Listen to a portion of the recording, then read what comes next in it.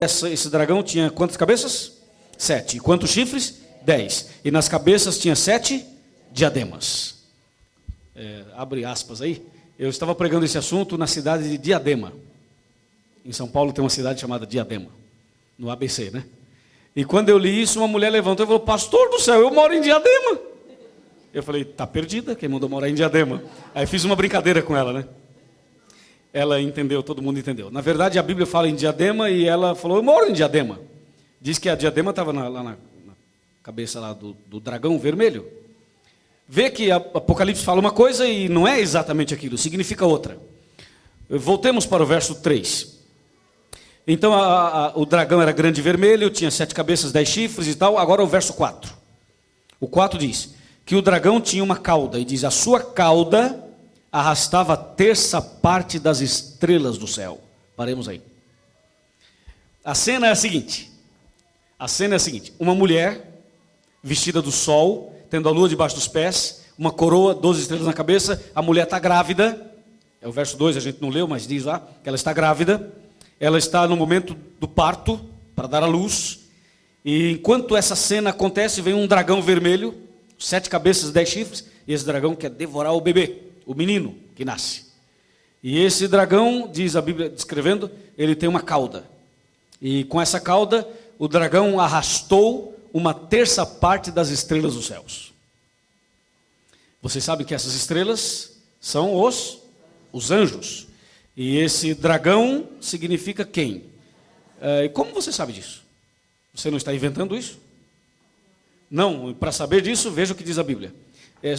Tudo está certo, mas só para mostrar que está na Bíblia, para a pessoa não falar: não, estou inventando esse negócio. Veja Apocalipse 12, verso 9. 12, 9. Veja que o 9 ajuda a entender o capítulo.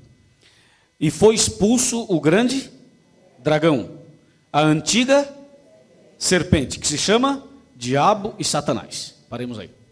Então, a Bíblia diz que o dragão é aquela serpente que enganou a Eva lá no começo. É o mesmo personagem. Só que lá em Gênesis aparece a serpente. Aqui em Apocalipse é um dragão. E eu pergunto: Satanás é uma serpente? Ou é um dragão? Quer a resposta? Nenhum dos dois. Exatamente, você falou certinho aqui. Satanás é um anjo. Ele era um anjo bom, mas agora é um anjo mau. E por que o Apocalipse o chama de dragão? Não é que ele seja um dragão. Não vai aparecer um bicho aí atrás de você: vou te pegar e tal. Não, não. Esse negócio não existe. Só na cabeça de Steven Spielberg. Não estou falando mal dele, não. Eu estou dizendo que ele é muito inteligente, é capaz de pegar uma coisa e fazer. Os filmes dele são meio apocalípticos assim, né? Não, eu não estou falando mal dele, eu acho que ele é fantástico. Ok, não problema.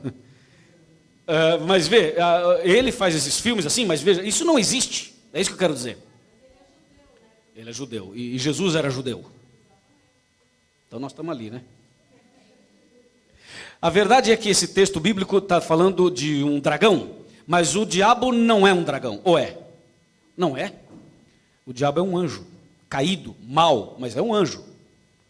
E o que chama atenção nesse verso é que a Bíblia diz que o dragão, ele foi expulso do céu, e agora ele com a cauda arrasta a terça parte das estrelas. Vem cá, o diabo tem rabo?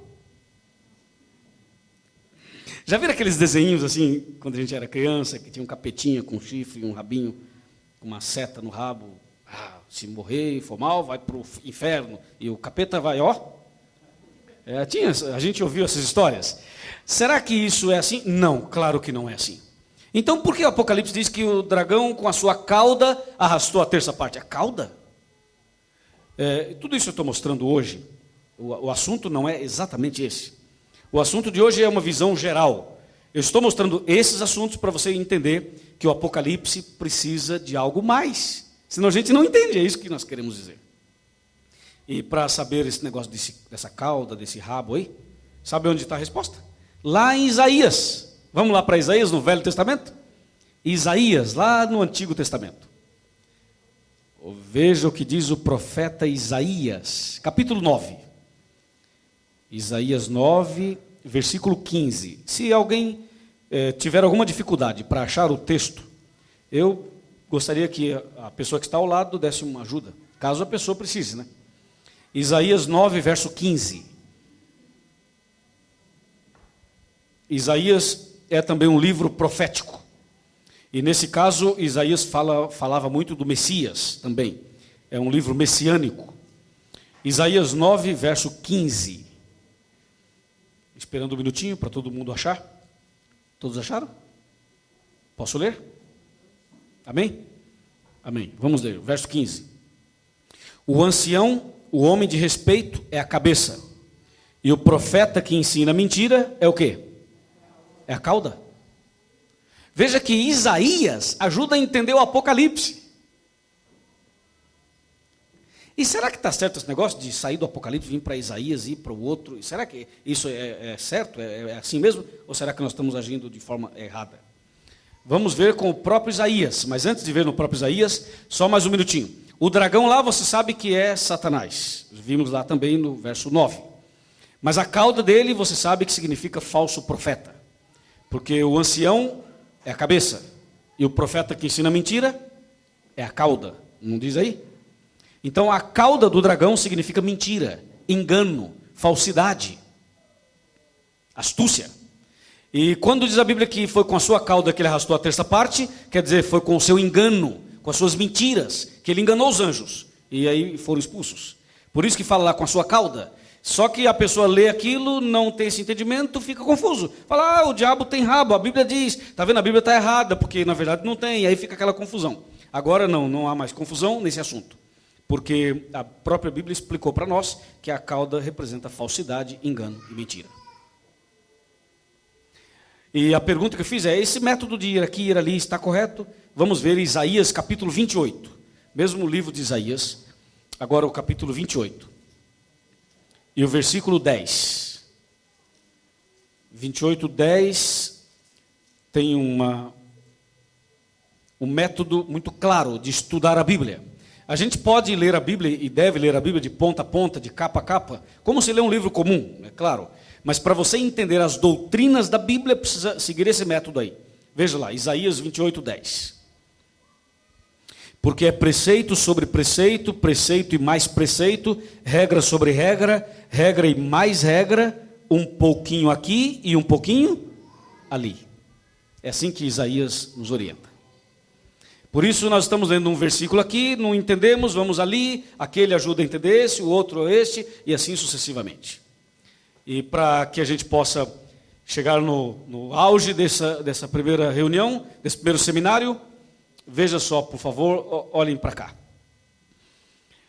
Você pode ler a Bíblia de Gênesis ao Apocalipse. Gênesis, Êxodo, Levítico, Número, Deuteronômio e vai até o Apocalipse. Pode ler, é o ano bíblico. Pode fazer isso num ano ou em menos tempo. Não há problema. É até bom que se faça isso.